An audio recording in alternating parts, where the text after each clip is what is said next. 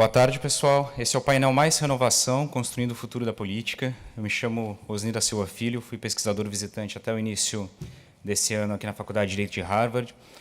Sou um dos organizadores da Brasil Conference. Vou rapidamente falar sobre esse painel, em seguida vou introduzir os participantes. Quero agradecer, em primeiro lugar, a presença de todos que estão aqui. É um enorme prazer recebê-los, especialmente ao discutir um tema tão caro ao futuro do Brasil. Bom, o propósito desse painel é discutir o que significa renovação política, por que é importante renovar no campo político e como é que a gente pode continuar pensando em renovação mesmo depois das eleições. Para discutir esse assunto, a gente convidou 4 deputados que foram eleitos pela primeira vez em 2018.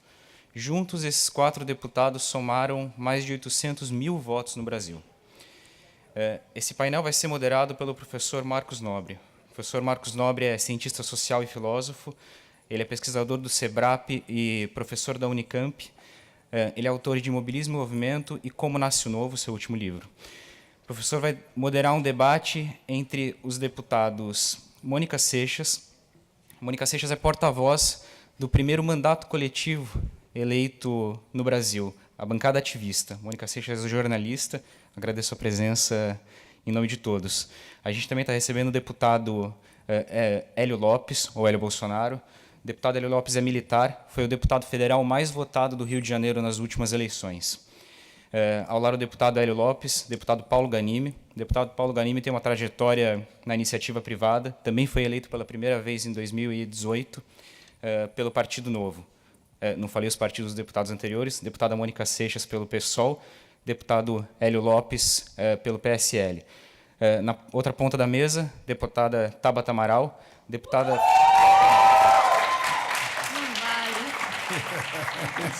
Deputada Tabata Amaral foi a deputada mais votada do Estado de São Paulo, deputada federal. Foi eleita... Oi? Sexta mais votada. A sexta mais votada? Desculpe. E foi eleita pelo PDT. Tem uma trajetória longa de ativismo na área da educação. Ela é formada aqui em Harvard em Ciência Política. Eu agradeço uma vez mais a presença de todos vocês e quero lembrar um detalhe aqui da nossa interação. A gente tem um aplicativo através do qual vocês que estão aqui na plateia e as pessoas que estão assistindo esse painel online podem nos enviar perguntas. O aplicativo se chama Slido, vocês conseguem acessá-lo através do aplicativo da Brasil Conference ou através do endereço sldi.do ou slido.com. Obrigado mais uma vez a todos vocês. Passo a palavra ao professor Marcos Nobre. Muito obrigado, Osni.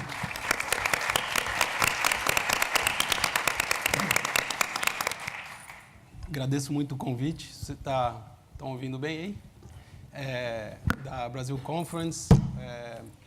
É um prazer estar aqui nessa mesa para discutir um tema tão importante, tão relevante. Desde junho de 2013, a gente tem fixada na população brasileira a ideia do não me representa, ou seja, de que há um problema grave na relação entre sociedade e sistema político em relação à representação. A gravidade desse fosso ficou maior ainda com a Operação Lava Jato e com as consequências que ela trouxe para o sistema político, e daí nasceu uma discussão que é uma discussão que não é só brasileira, que é uma discussão global, mas que tem especificidades brasileiras, que é essa discussão sobre a velha e a nova política. O que é a velha política e o que seria a nova política. Então, não é por acaso que a equipe da Brasil Conference organizou aqui um painel com diferentes interpretações e posições do que seja isso, do que seja a velha e a nova política.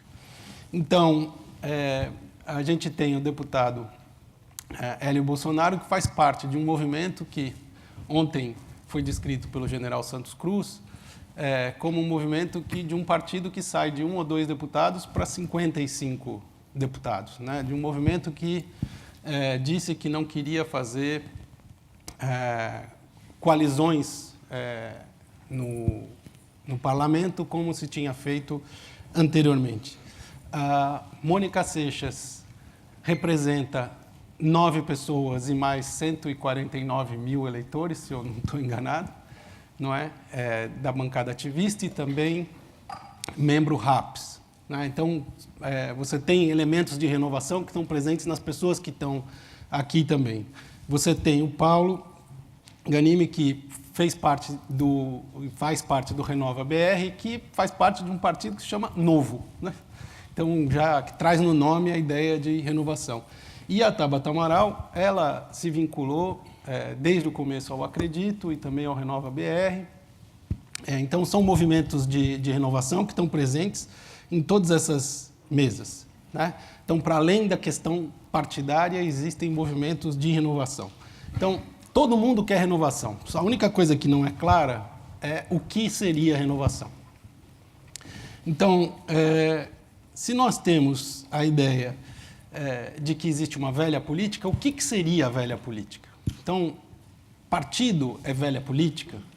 Fazer articulações políticas é velha política? Ou, ao contrário, basta a gente usar a rede social para a gente poder dizer que a gente é novo? Tá? As perguntas podem continuar. Por exemplo, experiência parlamentar, experiência administrativa. Isso é uma coisa velha ou é uma coisa nova? É algo que pode ser renovado? O que significa, por exemplo, direita e esquerda? Nós estamos com uma dificuldade muito grande também de saber até coisas que antes eram claras, como o que é situação e o que é oposição, né? Até isso nós temos dificuldade. Então, a impressão que fica é que todo mundo tem a sensação de que as coisas não estão funcionando bem, mas, ao mesmo tempo, sem a gente saber por que não estão funcionando bem, nós não vamos conseguir saber como elas podem funcionar melhor. Então, como fazer essa experiência de renovação sem vender ilusões, né? Sem vender ilusões de que, de fato, nós estamos fazendo algo novo quando estamos repetindo apenas coisas antigas. Então, a gente pode acusar os partidos da velha política de tudo o que se quiser, mas os partidos da velha política, eles tinham essa função. Eles davam às pessoas a ideia do que eles representavam, de quem eles representavam, de como eles representavam. E, muitas vezes, os partidos diziam ao povo o que o povo queria e nem ele mesmo sabia.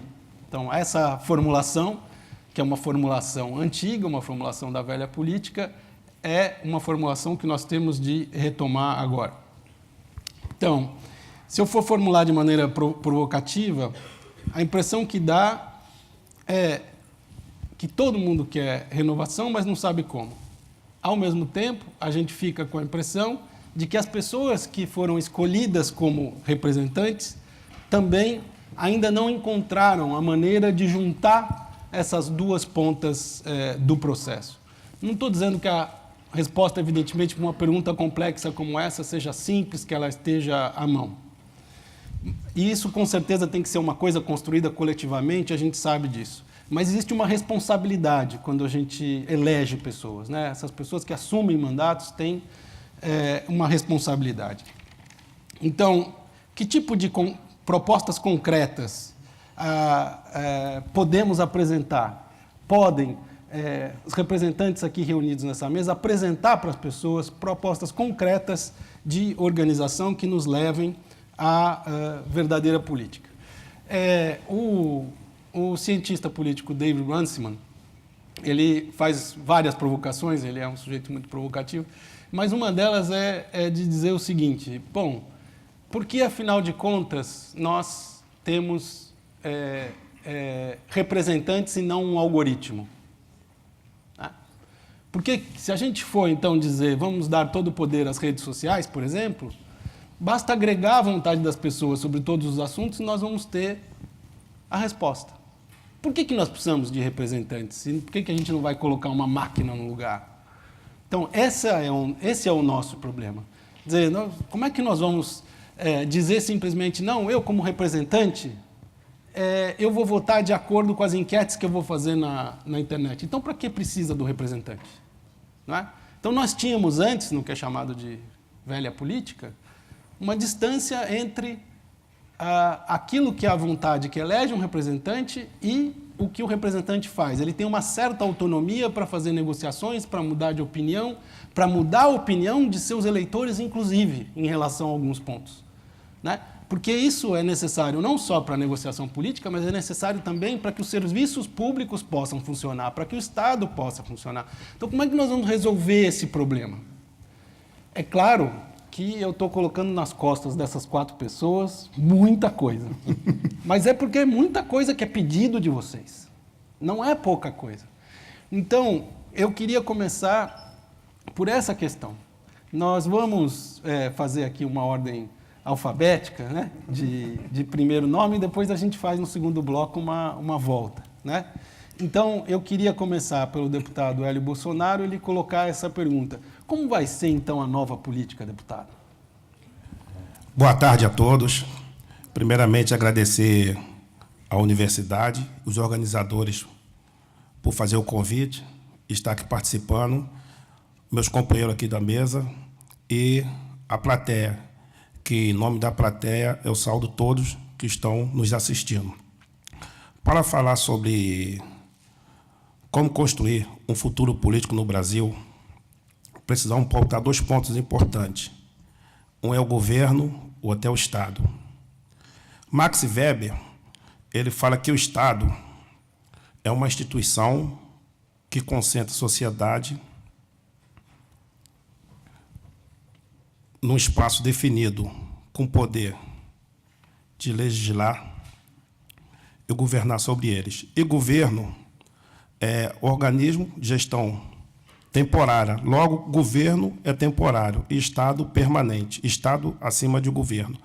A velha política, o que ela fazia? Com política de assistencialismo, com toma lá da cá, levava a sociedade, prendia no voto de cabresto. Hoje, não está tendo espaço para isso. Os partidos estavam acostumados a ele ter o ministério e ele que fazia a barganha. Hoje não tem mais isso. Hoje, o ministro é escolhido pelo seu mérito. Hoje, o ministro não está sendo mais escolhido por indicação partidária. Sabemos, sim, que o partido é importante, muito importante, porque ele tem seu estatuto, tem sua ideologia, a qual deve ser seguida. Mas estamos num momento diferente, um momento que a população foi à rua de maneira organizada, unida, porque não aguentava mais a corrupção, não aguentava mais o aumento da criminalidade, não aguentava mais obras faraônicas que acontecia, como aconteceu em 2014. Esse movimento veio de 2013 para cá. Então, chegou no ponto do basta, que a voz da rua queria mudança. Prova essa aqui dos meus amigos aqui na mesa, são parlamentares de primeiro mandato, cada um defendendo a sua bandeira, mas que todos aqui estamos no propósito do bem comum. E a nova política é aquela política que, além de não ter mais espaço para tomar lá da cá, é aquela que, independente das divergências ideológicas, queremos o bem comum para o povo. E só assim poderemos ter um Brasil melhor. Não adianta, como diz a Bíblia, não se coloca remendo novo e roupa velha. Não adianta o eleitor votar no político, seja o político de primeiro mandato, ele ter o velho costume, aquele hábito que faz ele cometer as velhas práticas. E eu creio e acredito que o Brasil vai mudar, porque nós temos a reforma da Previdência, estamos fortalecendo o mecanismo anticorrupção, vai sobrar dinheiro para investir na saúde, na educação e no esporte. Mas temos que ter, sim, um mandato participativo. Eu, no meu mandato, eu criei o Hélio Responde. O eleitor, ele liga, manda uma pergunta, um vídeo, eu tiro um dia e 1 hora, faço o vídeo e respondo. O meu gabinete é um gabinete porta aberta, é um gabinete participativo. É um gabinete que eu acho que o parlamentar, que é assim a velha política, ele tinha um entendimento que ele é o dono do mandato. Ele não é o dono do mandato. Ele está com aquele mandato temporário. Então, o mandato, a população tem que se conscientizar que o mandato é do povo, o mandato é da população. O parlamentar está ali temporariamente para fazer política que leva bem à sociedade. Então, enquanto o parlamentar nos conscientizar que o mandato não é dele, é do povo, e o povo tem que ter consciência que ele tem a força do poder, ele tem a força da mudança, ele tem a força da transformação. E sem a participação do eleitorado, sem a participação do povo, tem que criticar sim, tem que cobrar, porque tem direito, que os impostos são muito caros, então tem que cobrar. Eu agradeço aqui a oportunidade.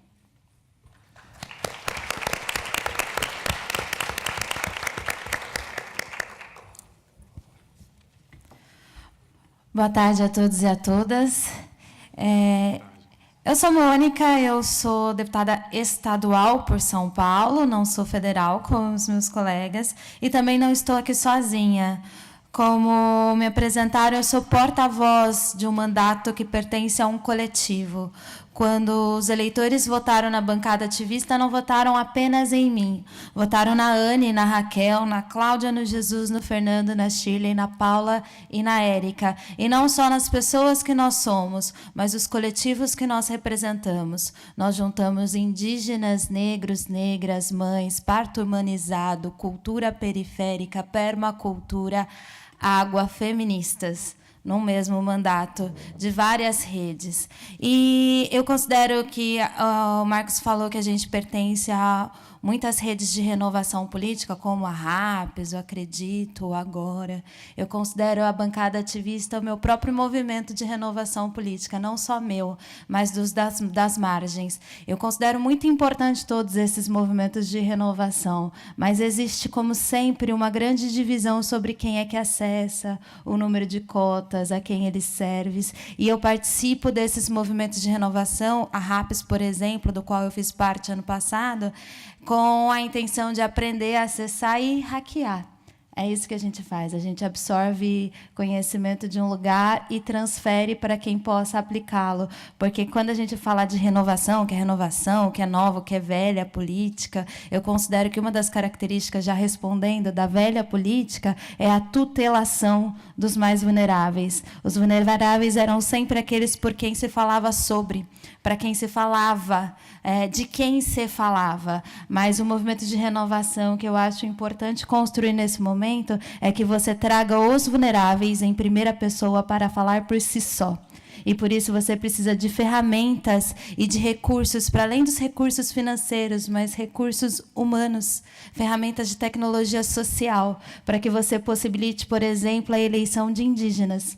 Indígenas que têm as suas próprias nações, cultura, conjunto de regras, e que estão sendo obrigados a disputar o Estado brasileiro, politicamente, nesse momento, para garantir o essencial, que é a sua terra, mais uma vez atacada nesse período. Assim como os indígenas que a gente tem, a Shirley Pancará, as mães, que sempre foram encaradas pela sociedade, assim como a mãe terra, né? Exploradas até a exaustão, sem direito de se defender, aí à disposição dos humanos homens, dos humanos adultos, dos humanos não idade reprodutiva. As mães não estavam em lugar nenhum. E a gente tem a Anne Rame, pautando toda outra sociedade que seja fraterna, que seja justa para mães e para os seus filhos na primeira infância, porque não tem ninguém que saiba falar melhor sobre primeiríssima infância do que as suas primeiras cuidadoras, que são suas mães. Então, nesse movimento de renovação, eu acho que a característica importante, principal e primordial era virar a pirâmide brasileira. A gente deixar de falar sobre e a gente colocar as pessoas para falar por si mesmas, de sua própria realidade, da gente conhecer realidades e formas de organização social que nunca estiveram no parlamento e que geralmente não conseguem financiamento para estar. Uma das características da política brasileira é que ela é muito cara. Aqui nos Estados Unidos também, né? Mas é muito, muito, muito caro. A gente está falando de eleições milionárias para ter sucesso. A gente está falando de muito engajamento de muita gente, de profissionais específicos, advogados, contadores, economistas, jornalistas, comunicadores. É uma gama de códigos que você, lá da periferia, lá da aldeia, lá da creche, lá da sala de aula, não consegue acessar. E aí a gente tem toda uma estrutura política e institucional formada por gente que não conhece a realidade da maioria da população brasileira. Desde o início da nova república, quem representa e quem está nos espaços de poder não conhece a realidade dos 65%. Os 65% dos brasileiros que vivem com um salário mínimo e meio ou menos. E isso não é maior ou menor. Eu acredito, sim, que ontem a gente teve o prazer, né, Tabata, de ouvir o professor Steven por meia horinha, só ele com a gente, e ele deu um resumo do livro dele e tentou nos tocar, né? Ele deu uma leve provocadinha quando ele disse para a gente assim, que a gente tem a dura responsabilidade de recuperar o afeto, o amor do brasileiro pela democracia, porque a gente também chega tão jovens num momento e num cenário político eleitoral em que as pessoas estão se degladiando nas ruas e nos parlamentos. E alguns falam de fechamento de regime, outros falam de possibilidade do autoritarismo, muita gente teme pela democracia, e a gente está bem nesse bojo tentando pautar o que seria, de fato, uma nova política. Nova política, para mim, para a bancada ativista, não significa ser candidato pela primeira vez, tampouco ser jovem, tampouco estar nesses espaços. Nova política, para mim, significa a gente compreender o que deveria, de fato, ser a democracia e avançar no sentido dela. É mais democracia, mais participação popular, é devolver a política para as pessoas que não participavam dela, a política para os 65% do país. Então, a gente vai ver, nesse movimento de renovação, no bojo em que se insere a bancada ativista não nasce na minha candidatura, ela já fez campanha em 2016, elegeu Sâmia Bonfim, que hoje é deputada federal. A gente deve continuar se articulando e trazendo novos lutadores e ativistas da camada de baixo, fazendo toda a aliança possível e necessária, não pragmática, mas efetiva, para sempre com os mais pobres, com os lutadores das periferias, num movimento das margens mesmo, para ocupar o poder do centro, mas no sentido de que a gente precisa ver no Brasil uma nova organização social, com respeito, sim, com respeito às diferenças, com diálogo, com democracia, mas que novos corpos, novas pessoas ocupem o espaço de institucionalidade com a sua própria organização cultural e trazendo para a gente essa nova forma de organizar o cotidiano das pessoas.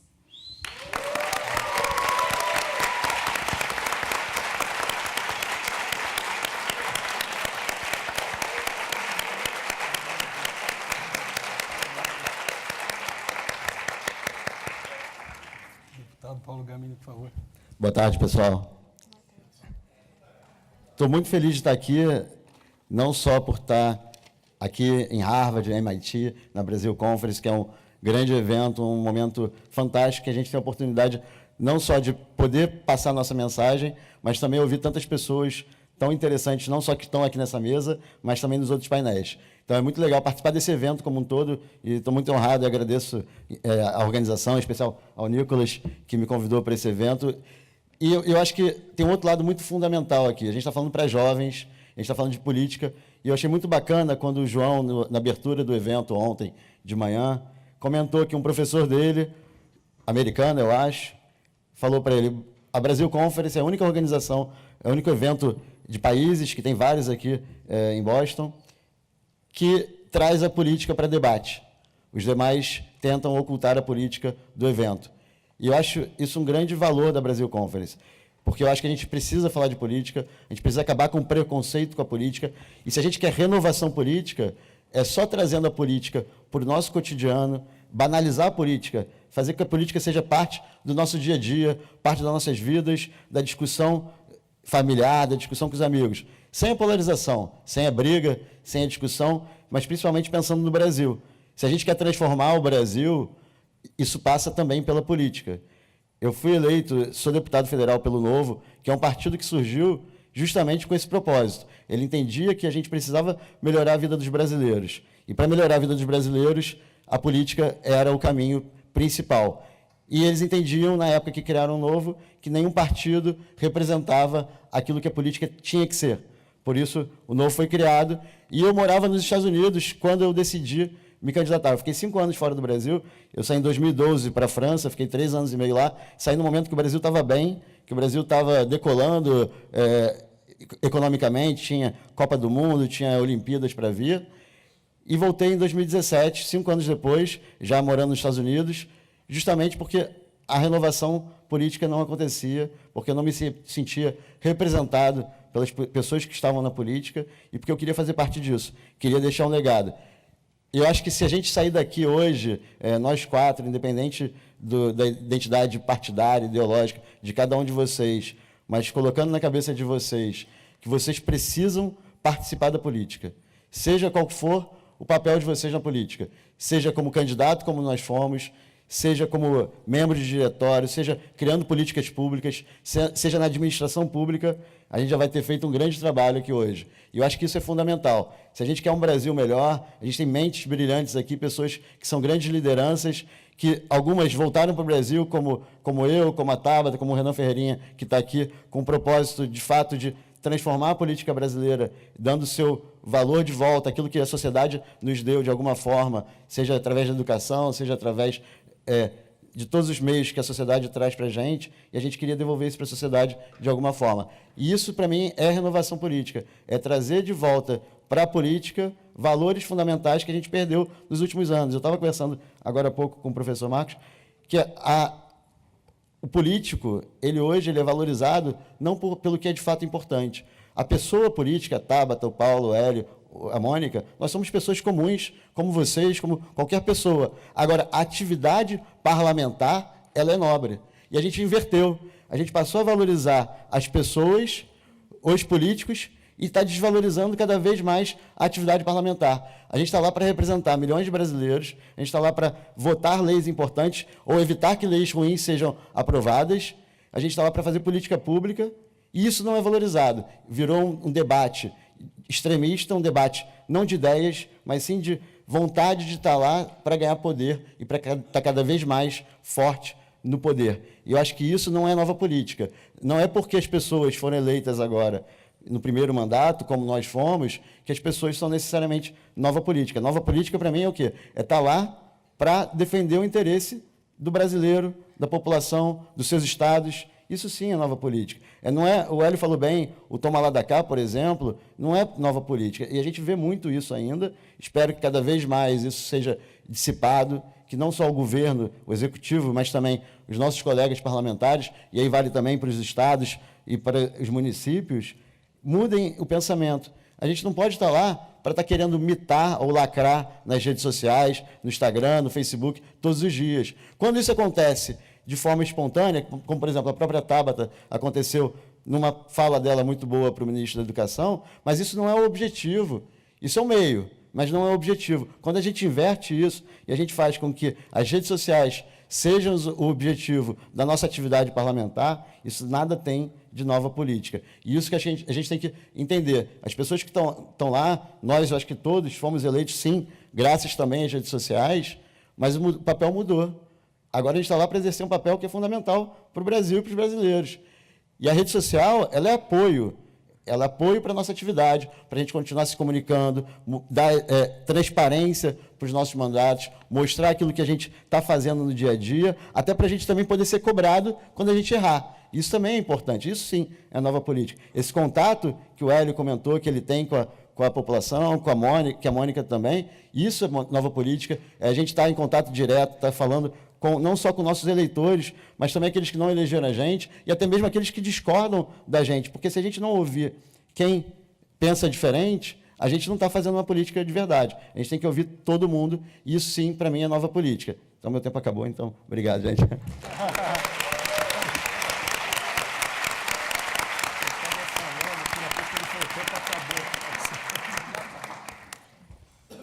Bom dia a todos e a todas. Vocês devem imaginar a minha alegria de estar aqui hoje. Primeiro, porque eu sou muito grata por tudo que eu aprendi em Harvard. Segundo, porque a última memória que eu tenho desse auditório com a taça é de uma aula de física muito difícil. Então, as coisas melhoram na vida. E, brincadeiras à parte, e também porque estar agora na Brasil Conference, falando sobre política, renovação, transformação, quando lá em 2015 eu participei da organização da primeira Brasil Conference, criando uma área de educação junto com o Renan dentro dela, é muita coisa estar aqui hoje para mim. Então, muito obrigada pelo convite, muito obrigada a cada um de vocês. Uma breve apresentação que eu fui provocada a pensar hoje de manhã na conversa com os embaixadores e com os alunos, é que acho que o que mais me define hoje é ter conhecido os dois lados, os dois extremos da desigualdade. E não é um só dos dois lados, é realmente conhecer os dois ao mesmo tempo. Então, mais do que ter me graduado de Harvard, eu não fui aos mesmos parques, museus, não falo do mesmo jeito que meus colegas que se graduaram daqui, muitos deles, mas também não sou uma pessoa típica da periferia. Eu tive muito mais oportunidade do que todo mundo que estava ao meu redor. E uma coisa que eu venho dizendo é que eu tenho muito orgulho disso. Talvez eu não me encaixe em uma caixinha, seja mais difícil me descrever, mas eu não troco o que eu aprendi na periferia, eu não troco o que eu aprendi aqui em Harvard por rótulo nenhum. Então, eu estou muito, muito feliz de estar aqui hoje. E quando a gente fala de renovação, eu acho que vale falar um pouquinho também sobre o que me levou à política. Tendo convivido com esses dois extremos da desigualdade, ficava muito evidente para mim não só as oportunidades que eu estava tendo, começando com uma Olimpíada de Matemática, com uma professora da rede estadual, mas todo mundo que estava morrendo ao meu redor. Amigos, vizinhos, meu próprio pai, para as drogas, para a violência, para o crime. E quando você pega essas duas coisas juntas, você vê que tem uma coisa a ser feita, e que ela passa pela educação. E aí, nos últimos 9, 10 anos, eu já tentei um bocado de coisas na educação. Eu já fui pesquisadora, já trabalhei como professora, secretaria de educação, falei em rádio sobre educação, movimento social, e sempre eu chegava em uma barreira. Sempre era o político que não estava afim, que não era interessante, que não entendia de educação, sempre tinha aquela barreira política.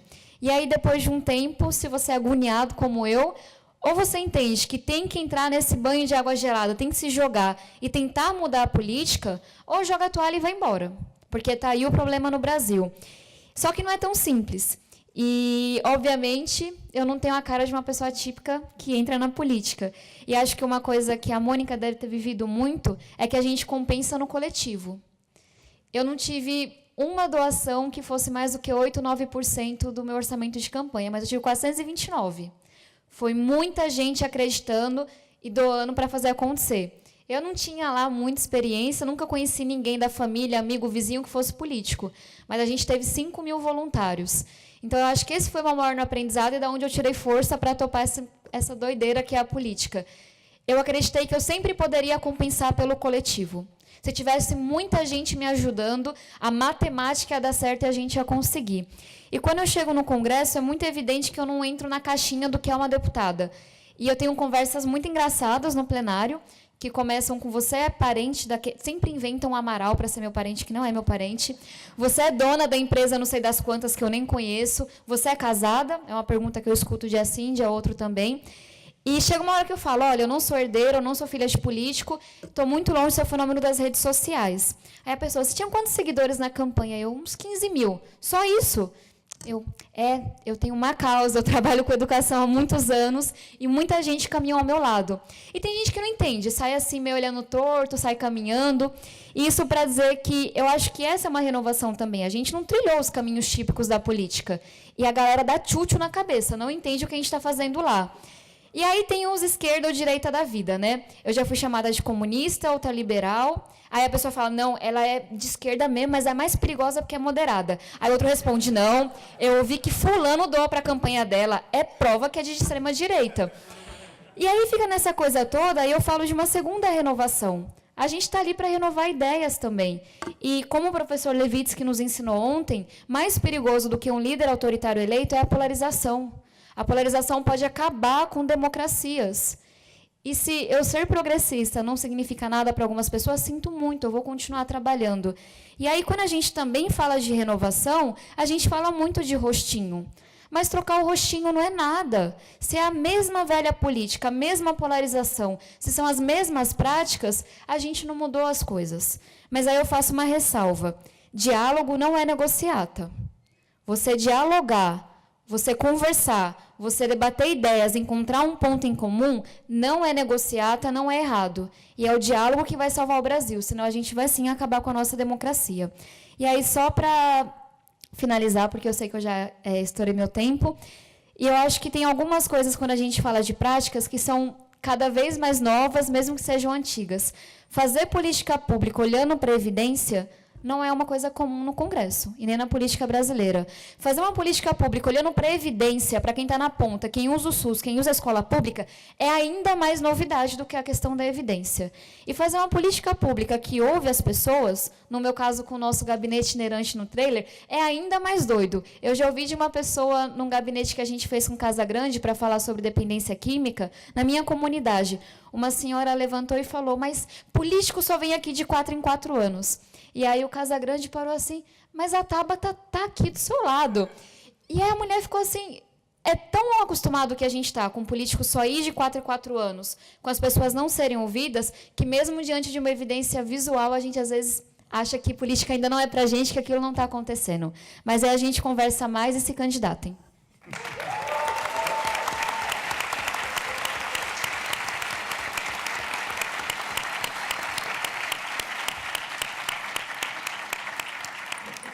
Oi. Nós vamos para o segundo bloco agora. Continue mandando as suas perguntas, por favor, tentar juntar aqui para o terceiro. A única coisa que eu vou pedir é que a gente estabeleça um limite de 3 minutos para essa próxima resposta, para que a gente tenha tempo de pegar várias perguntas. Então, um dos aspectos importantes de definir o que é velha política e o que é nova política é o que cada pessoa acha da situação brasileira atual. Ou seja, o que cada um de vocês acha do governo Bolsonaro, o que cada um de vocês acha da atual situação da economia brasileira, qual a relação entre a economia e a política. Então, como cada um de vocês avalia o projeto do atual governo e como vê o futuro, como é que é possível lidar com esse projeto. Então, agora nós vamos inverter. Eu peço a Tabata que inicie, tá, por favor. E tudo isso em 3 minutos, né? Exato. Vamos o lá. que você tem que fazer como deputada, não? Tudo bem. Quando a gente fala de governo Bolsonaro, a minha maior preocupação, e aí eu já escuto os dois lados brigando, não é se é de esquerda ou de direita. É que não tem projeto, é que não tem um planejamento, é que não tem uma coisa olhando para frente. E a gente está num momento do Brasil de desemprego, de economia, quando a gente fala de questões antigas, como moradia, educação, saúde, etc., etc., etc., que para mim não entra na cabeça a gente simplesmente não ter nada para sair dali, a gente não tem um caminhar. E aí, falando de educação, que é minha área e que é onde eu acho que eu tenho que exercer ainda com mais força meu papel de parlamentar, que é de fiscalizar, que é de cobrar, que é educação, em que me preocupa muito o espaço que as fumaças tomam, o espaço que o debate ideológico toma. E não é segredo para ninguém, eu sou contra a escola sem partido, sou contra um monte de coisas que a gente ouviu, eu sei que kit gay nunca existiu, etc., etc., etc. Mas minha preocupação não é essa. A educação tem esse espaço no debate nacional, bem pequeno. Se a gente ocupa esse espaço, falando de escola sem partido, falando de baboseira, falando de fumaça, a gente nunca vai ter espaço para falar sobre financiamento da educação, sobre formação de professores, sobre ensino técnico e profissionalizante. Então, essa é a minha maior crítica ao governo. Eu acho que é legítimo termos um governo de direita, foi eleito, faz parte, etc. O que não é legítimo é não ter plano. O que é legítimo é colocar questões ideológicas à frente, a eleição já passou.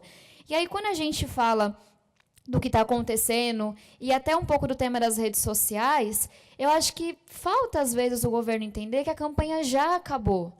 Que o mais importante agora é chamar a galera para conversar e falar, beleza, A gente tem sim um problema na Previdência, mas vamos dialogar, vamos encontrar uma solução em conjunto? A gente tem sim um problema muito grave na economia, mas vamos ver o que a gente consegue fazer? Educação, então, não se fala, tem projetos no Congresso. A gente pode apresentar nossos projetos?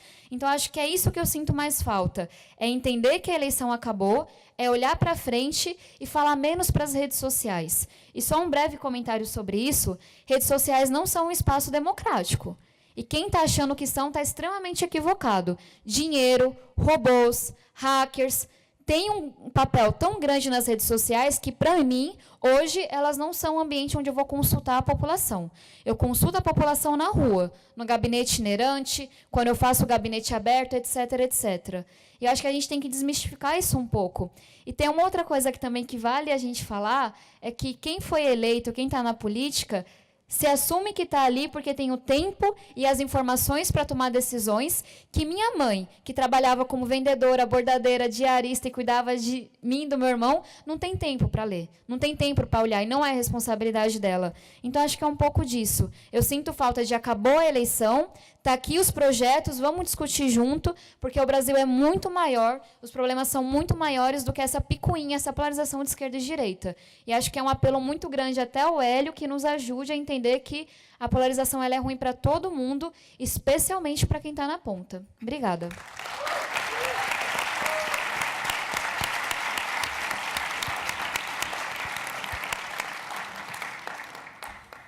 Na verdade, eu acho que a questão de opinião sobre o governo, sobre a agenda do governo, não tem relação direta com a questão da nova política ou velha política.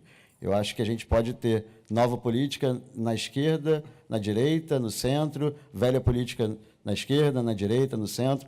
Então, eu acho que a questão muito mais está nas atitudes, na forma como você discute os temas, na forma como você vota, na forma como você debate e, principalmente, como você quer resolver os problemas. Quando a gente está falando de soluções que não são soluções concretas, mas são soluções populistas, porque você sabe que aquela sua solução ou aquele seu voto vai nada mais, nada menos do que garantir mais votos na próxima eleição, isso, para mim, é velha política, isso, para mim, é o que é o pior na política atual. E essa polarização é muito ruim. E essa polarização ela é esse o objetivo. Quando você polariza, você não está querendo encontrar soluções, você está querendo encontrar votos e likes no Facebook ou no Instagram. Então, eu acho que a gente dá para você ser a favor ou contra a agenda do governo e ser nova política. E aí, entrando no detalhe da agenda, quando a gente fala toda a parte econômica e também de segurança, justiça e tudo mais, a gente, do Novo, é muito alinhado com as pautas do Paulo Guedes, do Sérgio Moro, que são pautas que têm muito a ver com aquilo que a gente defendia e defende até hoje como importante para o Brasil. Eu discordo quando a gente fala que não tem agenda, não tem projeto para essa parte econômica. Para mim tem sim, muito claro. É claro que esse projeto para a parte econômica está muito mais ligado a limpar a casa, arrumar a casa, que você chega em casa daquela bagunça, do que, de fato, fazer o Brasil crescer demais depois, que é o que a gente quer. Mas primeiro você tem que arrumar a casa. Você não dá uma festa sem primeiro arrumar a sua casa. Eu acho que essa é a agenda atual e é o que a gente precisa fazer com a reforma da Previdência, com a reforma tributária, com uma nova reforma trabalhista, desburocratizando, revisão do sistema financeiro brasileiro, que precisa chegar acesso a crédito mais barato para a população, não com bancos, não subsidiando crédito. Subsidiando crédito é péssimo, é o modelo que a gente tentou por vários anos através do BNDES e de outras ferramentas, e que, na verdade, você gera mais juros para quem precisa mais. Então, a gente tem que rever todo esse modelo econômico que foi trabalhado no Brasil nos últimos anos. Eu não estou falando só dos últimos anos do governo do PT, não. Estou falando dos últimos anos mesmo, nas últimas décadas no Brasil, para um modelo que a gente vai garantir o desenvolvimento econômico. E essa agenda do governo atual, do governo Bolsonaro, eu sou muito favorável, eu acho que está no caminho certo. A equipe, a gente fala muito do Paulo Guedes, mas a equipe econômica dele, os secretários dele são muito bons, de maneira geral. Na parte de segurança, de justiça, também, eu acho que é uma agenda muito positiva. O pacote anticrime do Moro pode ter algumas falhas, pode ter alguma coisa para corrigir, como na Previdência também a gente pode discutir, e é papel nosso do Parlamento, a gente esquece isso. A gente critica o que vem do Executivo, mas é papel do Parlamento criticar e debater. e não xingar e falar mal. É papel nosso pegar o documento, pegar o projeto e falar, olha, aqui está certo, aqui está errado, aqui precisa melhorar, ou não tem certo e errado algumas vezes, mas é o pacto social, aquilo que a gente quer como país. Se você quer pagar aposentadoria maior para algumas pessoas, a gente tem que saber que alguém vai estar pagando por isso. E é isso uma decisão. E nós, como parlamentares, temos que decidir isso, porque a gente foi eleito para isso, para decidir o que o Brasil quer. O Brasil quer pagar aposentadoria, que a pessoa se aposente mais tarde, legal, tem alguém pagando por isso. O cobertor é curto, não está sobrando dinheiro no Brasil. Então, a gente tem que entender também isso, e esse é o nosso papel. Então, essa é a minha posição hoje sobre a política do governo. Do resto, parte educação, saúde, não são temas que eu domino tanto, e eu concordo que tem várias críticas quanto às demais pautas. Mas, pelo menos dessas duas, que são as principais bandeiras nossas, eu acho que está no caminho correto. E, é claro, tem que mudar a forma como se relaciona com o parlamento. Aí o Hélio aqui vai ajudar a gente nisso.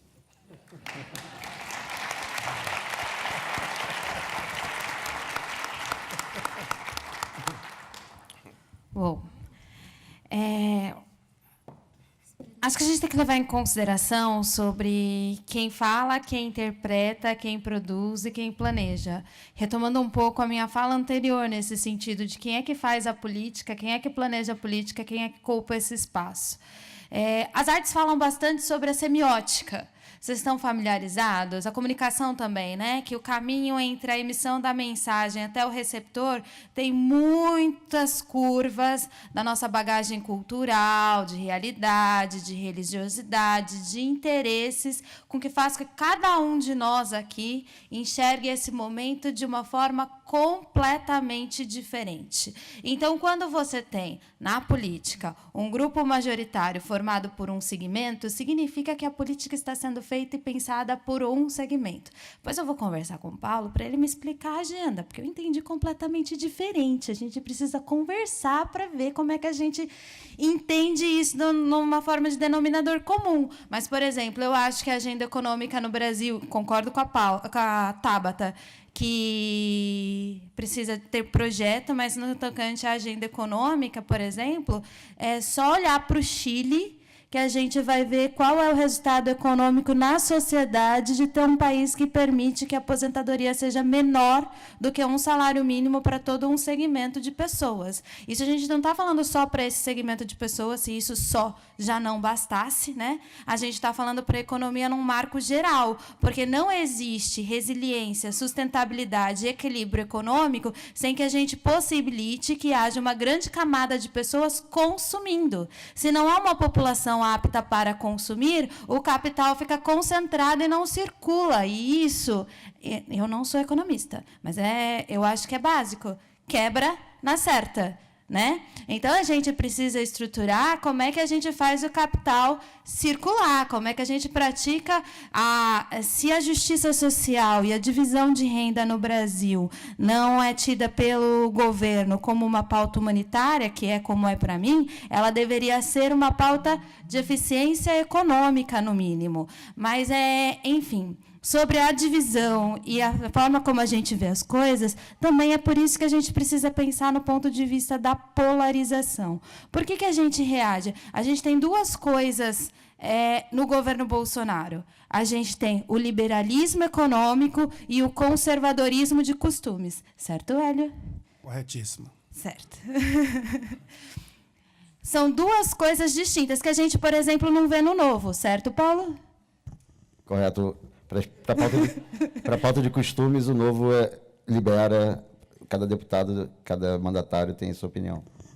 O Brasil está vivendo a sua experiência com esse combo, conservadorismo e liberalismo. O conservadorismo de costumes, ele pode ser, assim como o liberalismo, fatal para um recorte de sociedade. Então, se a gente não reage a certas violências propagadas no campo cultural, a gente está permitindo que as transexuais continuem a morrer. A gente está permitindo que os pobres negros continuem a ser encarcerados. A gente está permitindo que as mulheres continuem a ser violentadas nas ruas. Então, sobre uma questão de vida e de sobrevida, a gente se vê obrigada a reagir no campo cultural também, para além do campo econômico. E daí a polarização. Mas eu tenho acordo e plena certeza que é necessário a gente sobreviver a esse triste período, com todo respeito, Hélio, mas com toda a tristeza diante desse cenário que a gente vive no Brasil, encaminhando novas formas de diálogo e respeito. O que tem de mais ruim no Brasil agora e no governo Bolsonaro, para mim, é que ele trata os inimigos como inimigos. Acho que faz muito tempo que a gente não vê na história do Brasil. Havia uma certa civilidade entre Lula e Fernando Henrique Cardoso, por exemplo. Agora, essa civilidade já pouco existe. A gente já está num clima de animosidade, e isso é bastante grave, bastante preocupante.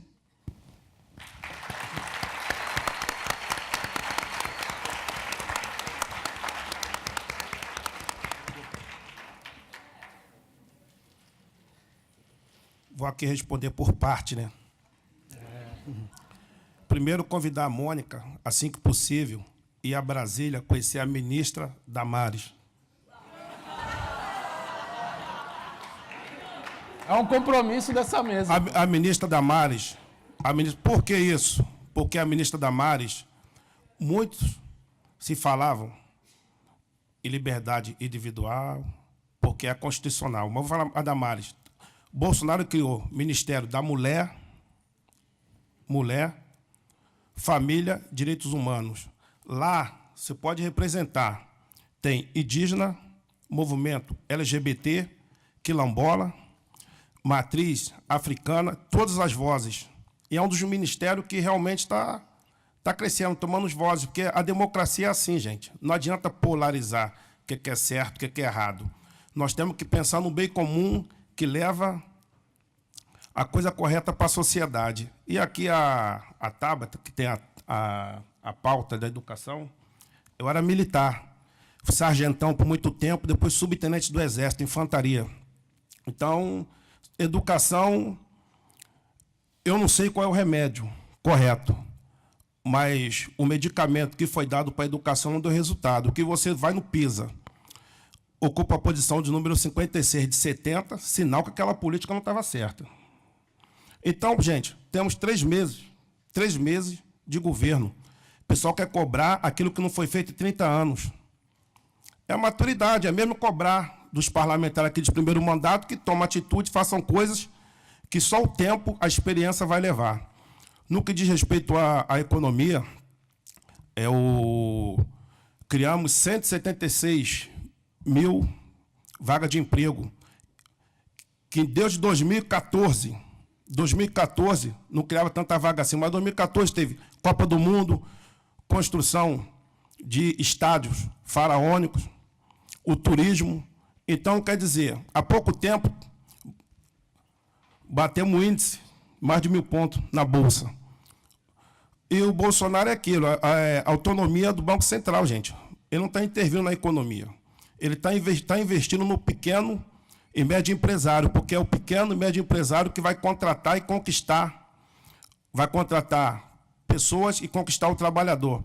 Meus amigos, nós temos que deixar de ser esquerda e direita, temos que pensar no bem comum do povo. Eu volto a falar isso, porque se ficar falando esse negócio, porque é de esquerda, porque é de direita, não vamos chegar a objetivo nenhum. O importante é que daqui saímos, sim, com a ideia de quando chegar você no estadual e aqui no federal, fazendo uma política de qualidade, uma política para o povo. E Jair Messias Bolsonaro foi eleito pelo povo. Vivemos na democracia e temos que concordar.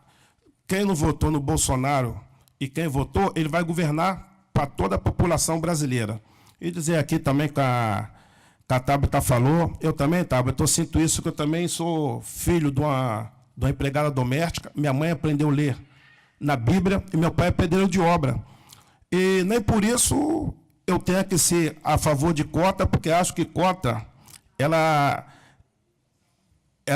segrega as pessoas. Eu acho que todo mundo tem o direito iguais, mas respeito quem é a favor. Eu não estou aqui para ser contra. A democracia é assim. O bom dessa seleta mesa é o quê? Cada um está expondo o seu posicionamento e cada um está sendo respeitado pelas suas ideias. Imagina se todos aqui pensassem da mesma maneira. não precisava de ter um intermediador, não precisava de fazer isso aqui, seria um monólogo. E agradeço.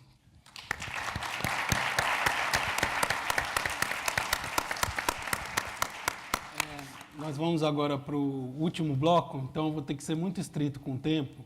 As perguntas todas, elas se concentram basicamente em 3 temas. Primeiro, educação. Segundo, reforma da Previdência. E em terceiro, Hélio Bolsonaro. Várias perguntas. Então, assim, não tenho como fazer essa distinção. Então, o que eu pediria, né, para a mesa, agora a gente refazendo a ordem, é para que, então, todo mundo diga a sua posição em relação à reforma da Previdência. Uma das perguntas diz não só em relação à reforma da Previdência, mas também na relação com o seu partido, tá certo? Em relação à reforma da Previdência. Na questão da educação, como é que se posiciona? E, nessa questão, como é que pensa que o seu mandato vai poder ser diferente dos mandatos anteriores em relação a esses 2 temas especificamente, que é para a gente concentrar, quer dizer, de que maneira vai conseguir fazer isso. Então, a gente está em cima do tempo, vou ter que ser meio estrito, eu peço, então, 3 minutos, que é pedir muito, mas... A gente não vai falar nada sobre o Hélio Bolsonaro, não? A gente vai... Já falei já. É? Não, o Hélio Bolsonaro aqui tem uma quantidade impressionante de perguntas. A gente pode, cada um, fazer uma para ele, pode ser? Daqui o pessoal mandou aqui. Você começaria, então? Agora voltamos ao deputado Hélio Bolsonaro para começar. Pode me perguntar. Não, é que agora a gente faz a ordem invertida, né? Então, agora, sua posição, deputado, em relação a esses temas. Primeiro, falar sobre a reforma da Previdência. A reforma da Previdência já começa que quem ganha menos vai reduzir quanto contribui. E a reforma da Previdência, gente, ela vai entrar parlamentares, juízes, promotores, militares, todos, sem distinção. Tudo. Então, quer dizer, é uma reforma que vai colocar o Brasil no seu local de destaque. A reforma da Previdência, ela vai economizar 1,4 trilhões em 10 anos, que vai ser investido na saúde, na educação, na segurança pública. A nova Previdência, ela vai ser justa para todos. Justa para todos. Eu, pessoalmente, eu falo aqui, a Tabata sabe disso, o Ganini, assim que você chega, tem a opção de você entrar na Previdência como deputado federal. Eu abri mão. Eu não contribuo, porque eu acho que a moral vem de casa. Eu não contribuo para que depois de alguns mandatos eu pudesse se aposentar no teto. E quem não adotar o regime de Previdência agora, não tem mais direito. Assim como eu sei que a Tabata e o José Ganini aqui, nós não... Paulo, desculpa, olha, meu companheiro, hein? Paulo Ganini, nós não estamos contribuindo com essa parte. E sabe que o desconto nosso vai para o teto normal. E que eu falo sobre a decisão do partido, gente. Essa semana teve uma votação, não sei se todos sabem aqui, que a verba que sobrasse do partido, até do Partido Novo, a ideia que sobrasse do partido, ou ela retornasse para o partido, ou fosse para o governo. A posição do meu partido era que o recurso que não fosse gasto na campanha retornasse, ficasse com o partido. Eu votei, sou dono do meu voto, eu tenho a minha consciência, eu acho que o imposto é muito caro, a verba pública ela tem que ser valorizada. Se o custo do Brasil é caro por causa dos impostos, então eu votei que o dinheiro tem que ir para o governo, para que o governo investir na escola, na saúde, na educação. Então, eu acho que todos os parlamentares têm que ser assim, têm que votar conforme sua consciência. Porque o mandato, apesar da lei dizer que é do partido, mas o mandato é do eleitor. Ele tem que prestar conta com o eleitor, ele tem que dar satisfação ao eleitor, ele tem que ser transparente nas suas contas. Muito obrigado.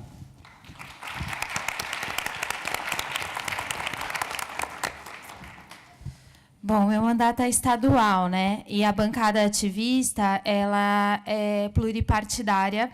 Então, se eu for falar sobre o ponto de vista da bancada ativista sobre a reforma e do partido, eu tenho que falar sobre dois. Eu sou filiada ao PSOL e tenho liberdade dentro da bancada ativista para vivenciar, exercer, ser ativista. Acredito muito no PSOL como ferramenta e o PSOL é contra a reforma da Previdência. Isso porque, segundo o nosso ponto de vista, a gente precisa começar as reformas e pensar na economia brasileira a partir do favorecimento dos mais pobres. E num país com uma massa de 14 milhões de desempregados, é a aposentadoria que sustenta muitas famílias, inclusive as crianças. Hoje a gente tem uma grande maioria de crianças sustentadas pelas aposentadorias dos seus avós. Essa é uma realidade do Brasil. E a gente pode pensar em outras tantas formas de equilibrar, né, a economia brasileira. A gente tem aí, por exemplo, um orçamento inteiro do Estado de São Paulo, segundo a estimativa da Polícia Federal, que se perde por ano na corrupção.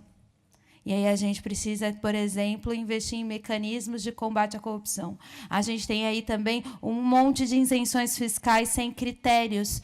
A gente precisa de critérios para isenções fiscais. Então, a gente precisa de reformas, a gente precisa pensar na economia, mas a gente precisa mudar o ponto de vista sobre o que se olha. E se você me permitir quebrar o protocolo, rapidinho, tem no mandato da bancada ativista a Rede de Sustentabilidade. Como a gente é estadual, eu não debati com a Cláudia. Ô, Marina, a Marina Elô é deputada estadual pela Rede. A Rede é contra ou a favor a reforma da Previdência?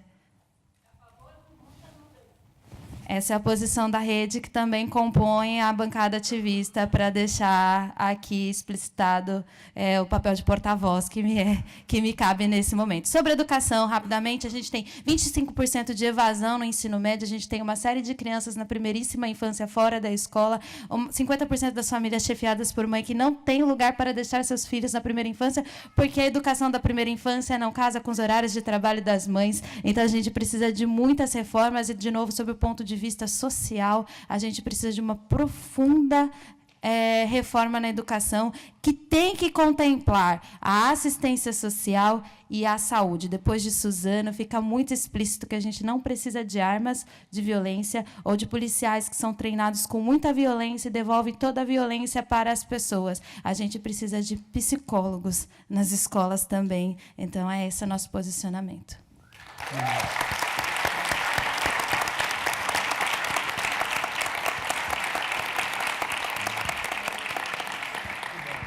Ô, Mônica, antes de responder a minha pergunta, eu fico feliz que você queira conversar sobre a questão econômica e tudo mais, porque eu lembro, eu estava na campanha ainda, fiz um debate lá na PUC do Rio com um deputado federal que já era de mandato, que foi reeleito do PSOL, e no final do debate eu falei para ele, vamos conversar, vamos falar tecnicamente sobre os problemas do Brasil, ao invés de a gente ficar num debate ideológico. Ele, não existe debate sem ideologia. E aí, nesse momento, e sem política, nesse momento eu perdi um pouco a esperança, mas eu fico feliz quando eu vejo uma deputada do PSOL querer debater tecnicamente, querer aprender, entender mais sobre alguns temas, porque eu acredito que você conheça muito mais sobre alguns temas do que eu, e tem alguns temas que eu imagino que eu conheça mais que você. E se a gente conseguir superar essa barreira ideológica e debater tecnicamente sobre os temas, por exemplo, você falou aqui sobre a primeira infância, e eu concordo plenamente sobre isso. A gente tem a nossa vereadora, a Janaína Lima, lá de São Paulo, lá da capital do seu estado, que ela tem um trabalho fantástico sobre a primeira infância.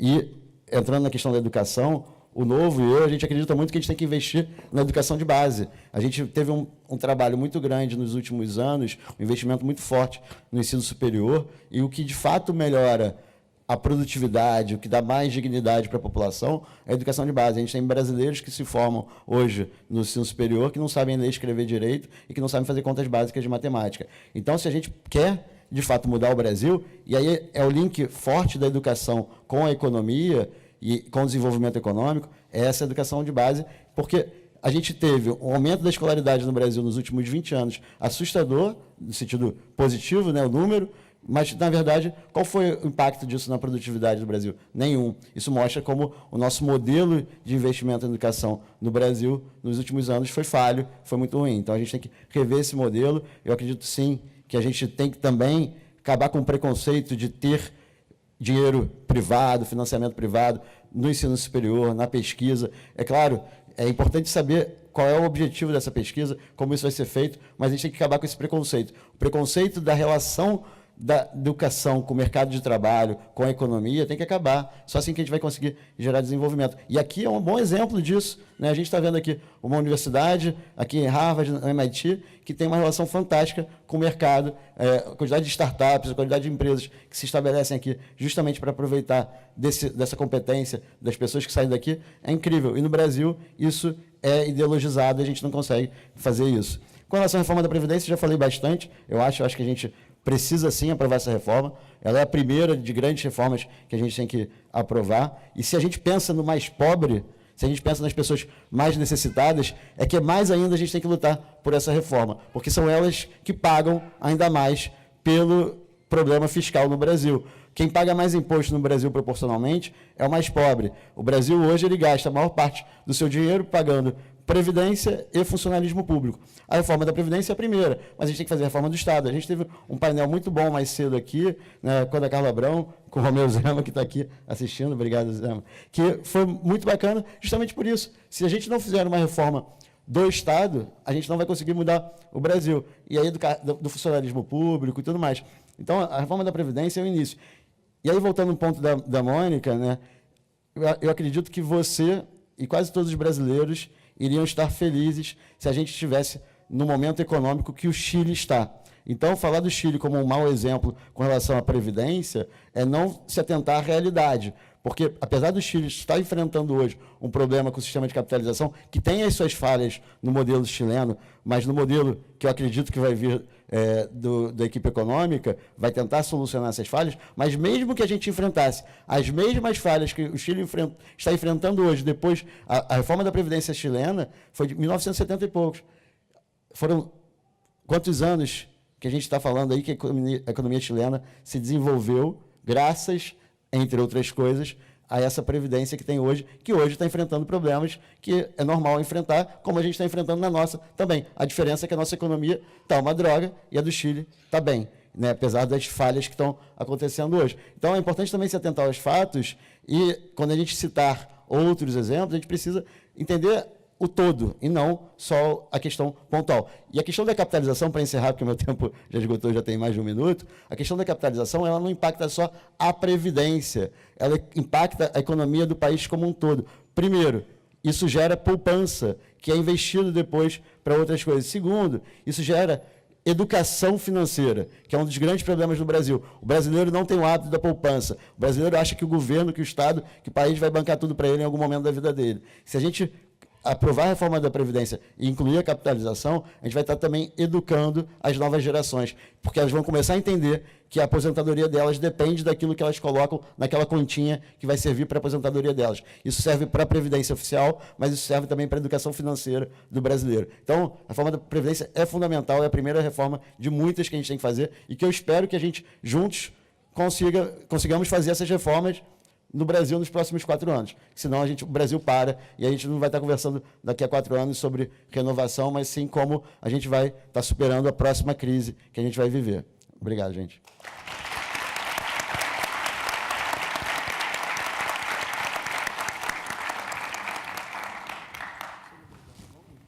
Começando sobre a reforma da Previdência e falando depois sobre a educação, eu tive a honra de, uns 2 anos atrás, ser coordenadora nacional de agenda do Movimento Acredito, e uma das agendas que eu ajudei a construir foi a de uma reforma da Previdência.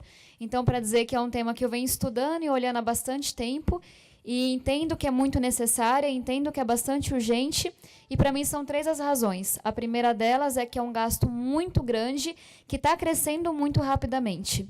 Então, vai faltar dinheiro para aquilo que importa. E aí eu chego na segunda razão.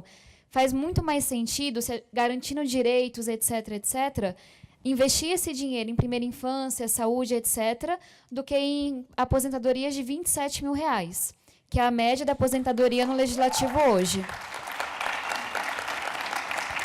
Você desconta esse tempo aí. E a terceira razão é um gasto que cresce, é um gasto que vai no futuro tirar dinheiro de pautas de áreas mais importantes e é um gasto hoje que ele é muito desigual.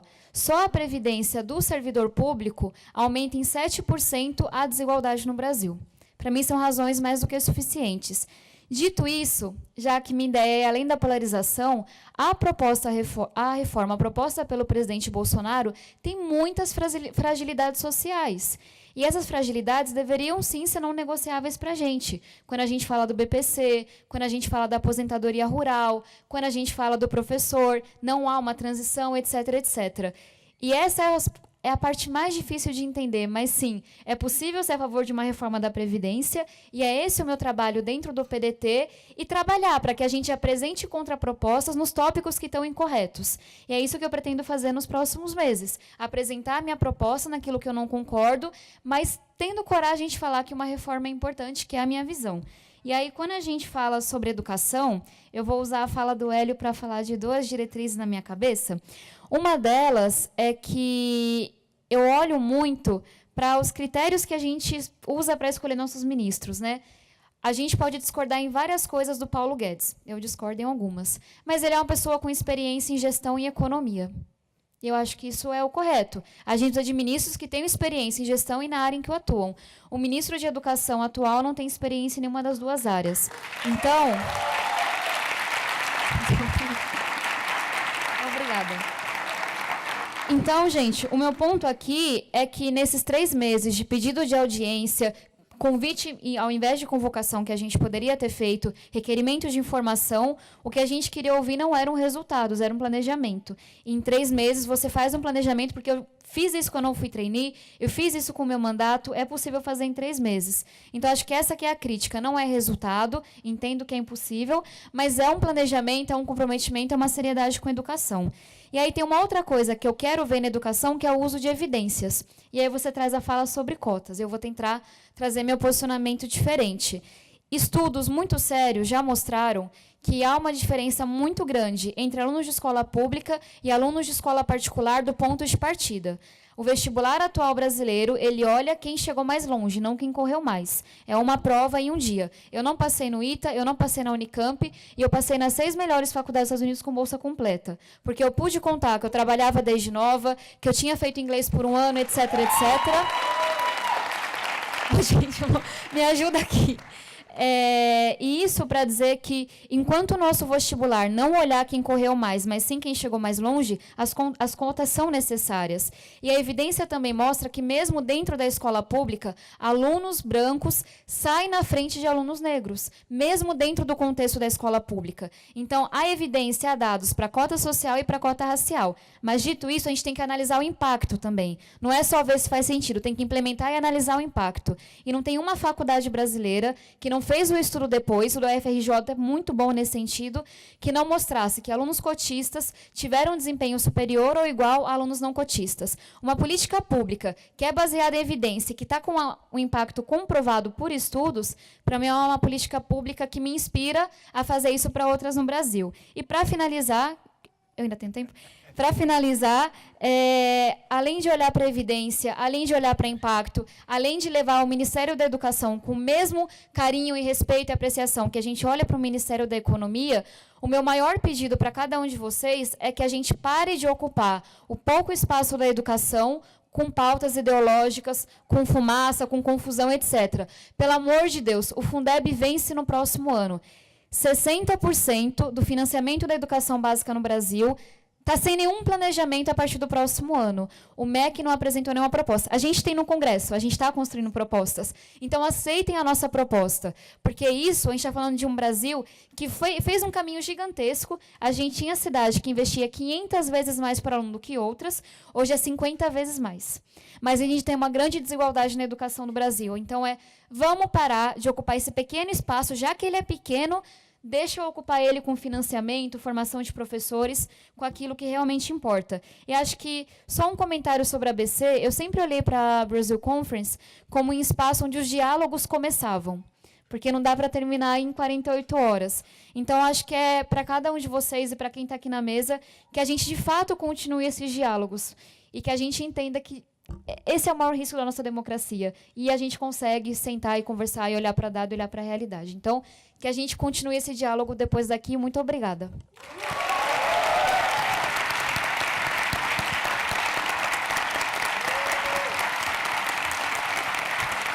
Obrigado a todos.